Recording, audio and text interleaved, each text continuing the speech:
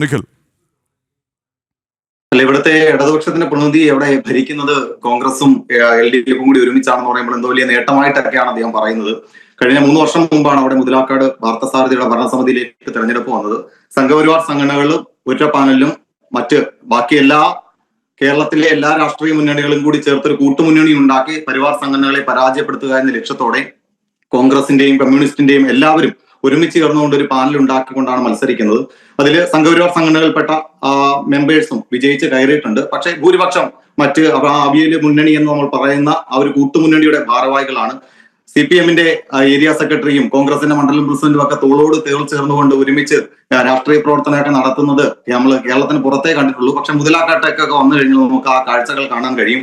അപ്പോൾ അത്തരത്തിൽ രണ്ടുപേരും കൂടി ഒരുമിച്ച്, അല്ലെങ്കിൽ എല്ലാ രാഷ്ട്രീയ പാർട്ടികൾ കൂടി ഒരുമിച്ച് നിന്നുകൊണ്ടാണ് അവിടെ സംഘപരിവാർ സംഘടനകളെ പരാജയപ്പെടുത്തുവാൻ, അതെന്തോ വലിയ ക്രെഡിറ്റ് ആണ് എന്ന രീതിയിലാണ് ഇവിടുത്തെ ഇടതുപക്ഷത്തിന്റെ പ്രതിനിധി പറയുന്നത്. അതോടൊപ്പം തന്നെ മറ്റൊരു ചോദ്യം അദ്ദേഹം പറഞ്ഞത് ഈ അത്തപ്പൂക്കളത്തിൽ ഈ ഓപ്പറേഷൻ സിന്ദൂറിന്റെ ആവശ്യമുണ്ടോ എന്നുള്ളതാണ്. അങ്ങനെയാണെങ്കിൽ കേരളത്തിന്റെ എല്ലാ മേഖലകളിലും നമുക്ക് ചോദ്യം ചെയ്യേണ്ടി വരും. കാരണം കണ്ണൂർ കളക്ടറേറ്റിലെ ഓണാഘോഷവുമായി ബന്ധപ്പെട്ട് അവർ ഓപ്പറേഷൻ സിന്ദൂറിന്റെ തീമാണ് അവിടുത്തെ അത്തപ്പൂക്കളത്തിൽ ഇട്ടത്. അതുപോലെ തന്നെ പ്രശസ്തമായിട്ടുള്ള ചെട്ടികുളങ്ങര ക്ഷേത്രത്തില് അടക്കം നിരവധി ആരാധനാലയങ്ങളിൽ, കാരണം നമ്മുടെ ഭാരതീയന്റെ ഒരു വികാരം തന്നെയാണ് ഓപ്പറേഷൻ സിന്ദൂർ എന്നുള്ളത്. നമ്മുടെ ദേശീയതയുടെ ഒരു ചിഹ്നമായിട്ട് തന്നെ, ഒരു ക്യാപ്ഷനായിട്ട് തന്നെ ഓപ്പറേഷൻ സിന്ദൂർ മാറുന്ന ഒരു കാലഘട്ടത്തിലാണ് അത് ജനങ്ങളിലേക്ക് എത്തിക്കുക. ആ ഒരു സന്ദേശം ദേശസ്നേഹികളായിട്ടുള്ള എല്ലാവർക്കും തോന്നുന്ന ഒരു കാര്യമാണ്. അത് അദ്ദേഹത്തിന് തോന്നാത്തത് എന്തുകൊണ്ടാണ് എന്ന് എനിക്കറിയില്ല.